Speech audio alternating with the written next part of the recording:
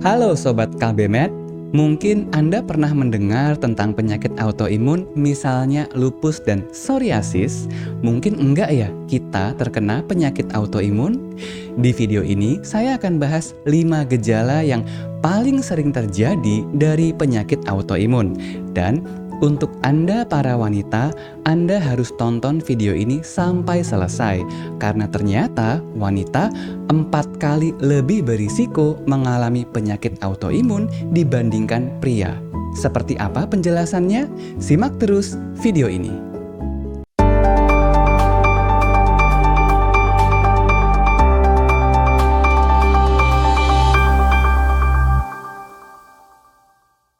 Gejala penyakit autoimun yang pertama adalah ruam-ruam berwarna kemerahan di permukaan kulit.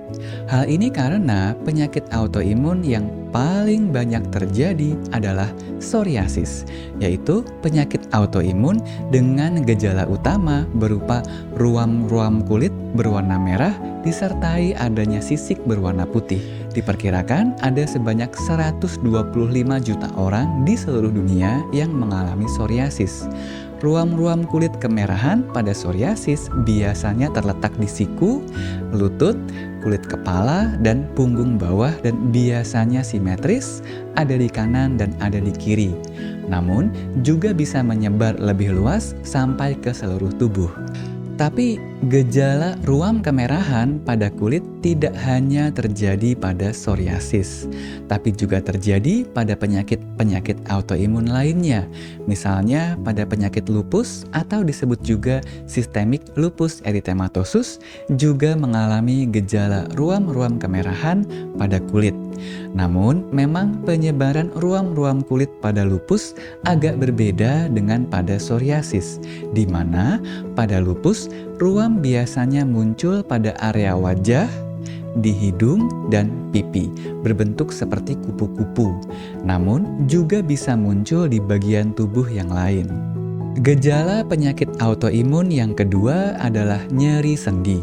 Hal ini karena pada berbagai penyakit autoimun terjadi proses sel-sel imun yang seharusnya bekerja melindungi tubuh dari serangan kuman justru malah berbalik menyerang tubuh kita sendiri dengan memproduksi zat yang disebut sebagai autoantibodi. Kalian pasti pernah dengar kata antibodi. Ini adalah zat yang normalnya bermanfaat untuk melindungi tubuh dan melawan bakteri. Namun, justru pada penyakit autoimun malah berubah menjadi autoantibodi yang malah merusak tubuh kita sendiri. Autoantibodi ini akan beredar dalam sirkulasi darah dan seringkali mengendap di sendi-sendi, menyebabkan gejala nyeri pada banyak sendi. Gejala nyeri sendi pada penyakit autoimun biasanya terjadi pada banyak sendi-sendi yang kecil, misalnya pada jari-jari tangan dan biasanya simetris kanan dan kiri. Contohnya, pada pasien psoriasis seringkali terjadi gejala nyeri sendi yang disebut sebagai psoriatic arthritis. Hal yang serupa juga terjadi pada penyakit autoimun lainnya yang disebut sebagai rheumatoid arthritis dengan gejala utama berupa nyeri yang terjadi pada banyak sendi-sendi kecil, terutama sendi jari-jari tangan yang biasanya terjadi secara simetris pada kedua tangan. Gejala penyakit autoimun yang ketiga adalah diare. Hal ini karena ada sebuah kelompok penyakit autoimun yang disebut sebagai inflammatory bowel disease atau IBD. Penyakit ini adalah penyakit autoimun yang menyerang saluran cerna dengan gejala nyeri perut, diare yang kadang disertai darah, sering merasa ingin buang air besar, dan berat badan yang turun. Definisi diare menurut WHO adalah suatu kondisi di mana seseorang buang air besar dengan konsistensi lembek atau cair dan frekuensinya lebih sering dari biasanya, 3 kali atau lebih dalam 1 hari. Tapi kita semua pasti pernah mengalami diare. Lantas apa bedanya diare biasa dengan diare akibat penyakit autoimun inflammatory bowel disease? Perbedaan utamanya adalah pada durasinya, di mana diare akibat penyakit autoimun akan berlangsung secara kronik atau jangka panjang, selama 1 bulan atau lebih. Jadi, kalau Anda diare yang hanya beberapa hari sampai seminggu, tidak sampai 1 bulan, Anda tidak perlu khawatir bahwa diare Anda disebabkan oleh penyakit autoimun. Gejala penyakit autoimun yang keempat adalah demam. Hal ini terjadi karena seperti yang kita bahas tadi, pada penyakit autoimun terbentuk autoantibodi yang beredar di sirkulasi darah dan ini akan mengakibatkan terjadinya inflamasi atau peradangan yang salah satu tandanya adalah demam. Tapi apa bedanya demam akibat penyakit autoimun dengan demam akibat penyakit infeksi? Perbedaan utamanya adalah demam pada penyakit autoimun biasanya hanya demam ringan, tapi bersifat kronik atau jangka panjang, lebih dari 2 minggu. Berbeda dengan demam akibat penyakit infeksi yang biasanya bersifat demam tinggi, tapi bersifat akut atau jangka pendek hanya beberapa hari saja. Gejala penyakit autoimun yang kelima adalah rasa lelah, letih, dan lesu yang berlangsung kronik atau jangka panjang. Hal ini terjadi karena, seperti yang kita bahas tadi, pada penyakit autoimun terbentuk autoantibodi yang menyebabkan inflamasi atau peradangan yang selain menyebabkan demam juga akan menyebabkan gejala lelah, letih, dan lesu. Seperti yang kalian pasti pernah rasakan saat sakit flu, peradangan akibat flu akan membuat kita merasa lelah, letih, dan lesu. Nah, peradangan akibat penyakit autoimun juga akan membuat kita merasa lelah, letih, dan lesu. Namun, pada autoimun, gejala ini akan berlangsung secara kronik atau jangka panjang, misalnya selama lebih dari 1 bulan. Lantas, bagaimana kalau kita mengalami gejala-gejala yang tadi disebutkan?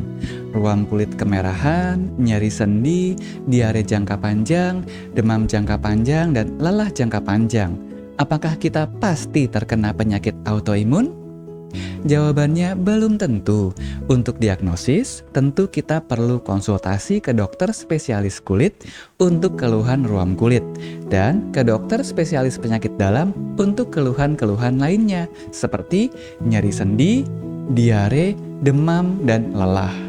Untuk menegakkan diagnosis, pasti diperlukan beberapa langkah seperti wawancara anamnesis, pemeriksaan fisik, laboratorium, dan lainnya. Apabila memang terdiagnosis sebagai penyakit autoimun, maka kita perlu minum obat dari dokter secara rutin, jangka panjang, serta kontrol secara teratur. Penting juga untuk menjaga pola makan dan pola hidup sehat. Seperti apa? Kita bahas berikut ini. Pasti kita semua ingin mencegah agar jangan terkena penyakit autoimun. Tapi apa saja faktor risiko yang meningkatkan kejadian penyakit autoimun dan apakah ada faktor risiko yang bisa kita hindari untuk mencegah penyakit autoimun?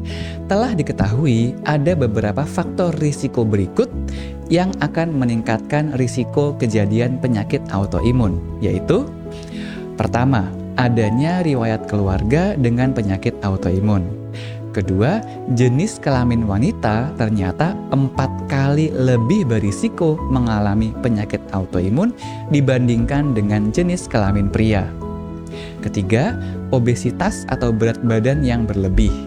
Keempat, kebiasaan merokok. Dan juga 5, defisiensi atau kekurangan asupan vitamin D akan meningkatkan risiko kejadian penyakit autoimun.